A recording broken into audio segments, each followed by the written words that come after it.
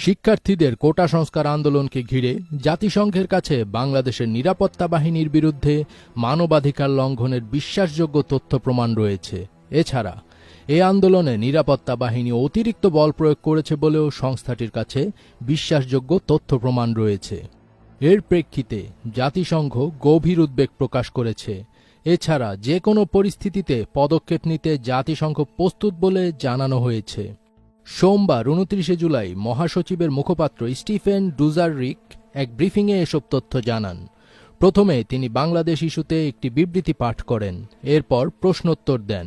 শুরুতেই বিবৃতিতে তিনি সব ধরনের সহিংসতার দ্রুত, স্বচ্ছ ও নিরপেক্ষ তদন্ত পুনর্ব্যক্ত করেন এবং এর জন্য যারা দায়ী তাদের